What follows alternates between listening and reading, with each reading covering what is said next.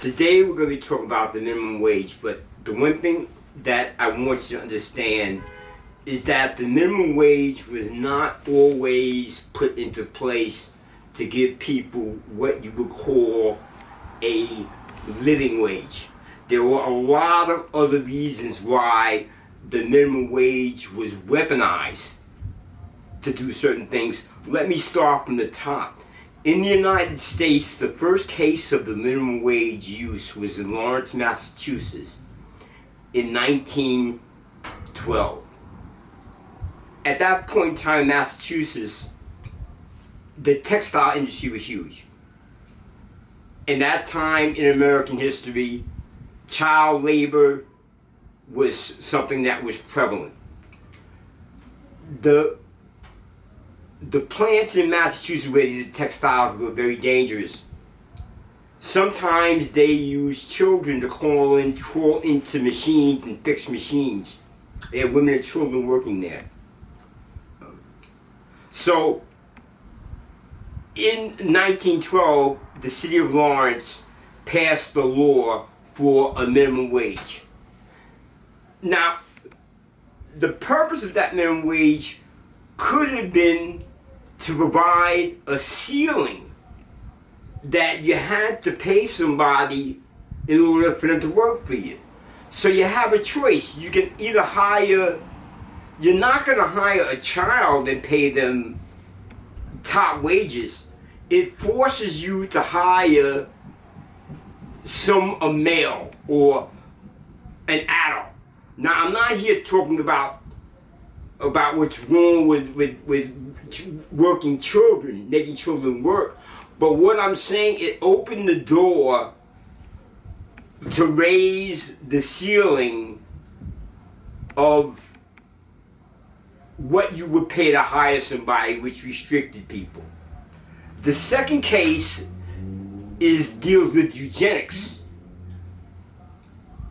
The minimum wage was used in the 20th century by eugenicists to exclude people who may have had disability, may have been a different religion, race, or culture.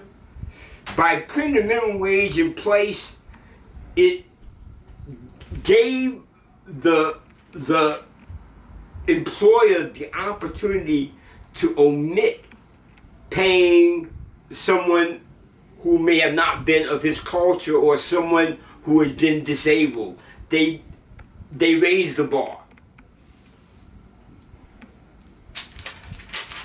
The third case is northern labor unions wanted the minimum wage because they want to exclude the black workers coming from the South to come and take jobs away from northern workers. So by putting the minimum wage in, it eliminated the possibility of cheap labor. Even the Supreme Court in 1923 saw the minimum wage as being unconstitutional. It took until 1938, the Fair Labor Act, to place child labor laws and establish a minimum wage of 25 cents an hour. And the reality of that, as stated, was the reason why Franklin Delano Roosevelt did that was to stimulate the economy. It also brought along the 44-hour work week, overtime, as I said, and the elimination of child labor. Later on in the 60s, the minimum wage laws were extended to other people who were not provided that protection. In 2007, the minimum wage went up to $7.25 an hour, and yet 60% of the states have much higher minimum wage than that. So, what is the goal of the minimum wage today? What they want to do is put in a $15 minimum wage staggered over a few years. What is the purpose of this to closing the inequality gap? If that's the case, the minimum wage alone cannot do that to close an inequality gap. You need to do something with the transfer programs like food stamps, earned income credit. You need to add to that to close the income gap if that's what your goal is. Problems with the minimum wage is source of supply and demand, which we're going to go into a little bit later. If you raise the wages, employers hire less people. They introduce technology. If you go on into stores, you see kiosks. There's artificial intelligence coming. It's here now. Robotics, automation. So there are weapons that employers can use when they can't find employees. The other problem minimum wage brings is indexing. As you begin to make more money, you move up into a higher tax bracket, and you become less eligible for programs that you may have been in if you were in a lower tax bracket. Also, inflation has dramatic effects on minimum wage. Younger workers make up 45% of minimum wage workers. And when I say young workers, I'm talking about between the ages of 17 and 24. This is typically their first job. And it's tough for an employer to train and retain an employee if this is their first job and they have no skills. If you raise the minimum wage, it makes other options, as we discussed earlier, look more palatable. Also, today there's monopsonies. A monopsony is the opposite of monopoly. I mean, most jobs today for minimum wage people are service level jobs, like fast food, retail, things of that nature. A lot of those jobs can be easily replaced through automation. A lot of people have decided to move to the gig economy. So who benefits from minimum wage? Well, the latest survey I saw, at a $15 an hour minimum wage, it would affect 31% of blacks, 26% of Latinos, 23% of women, 54% of full-time workers. It would benefit a lot of people. But again, the minimum wage alone, is that a living wage?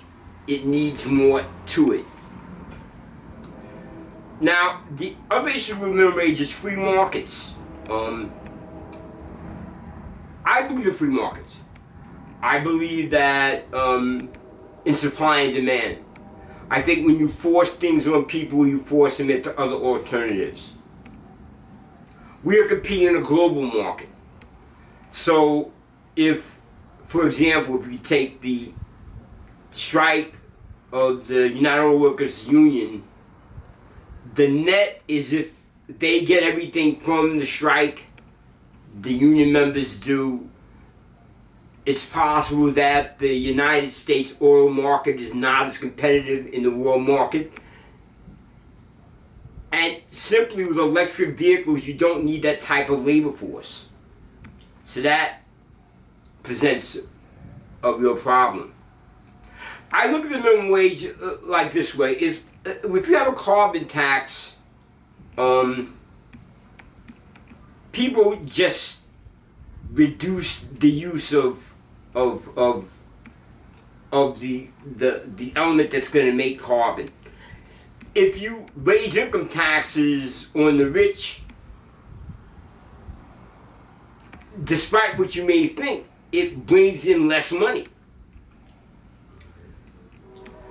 So, in the same vein, if the price for beef goes up, people buy chicken. What I'm trying to tell you is that there's alternatives.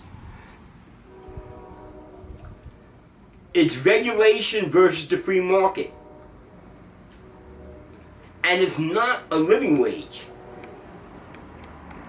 Living wages vary from place to place, state to state. Has anyone ever thought about the effect of the minimum wage on small business, which is the majority of the employers in our country of people? So when you think about minimum wage, it's not the answer, the sole answer, if you're looking to bring equality into an economic system. It has to work with other facets. And you have to remember supply and demand. People will look for alternatives if the supply and demands don't coincide. I'd like to thank you for your time. If you enjoyed the video, please give me a thumbs up. And have a good day. Bye.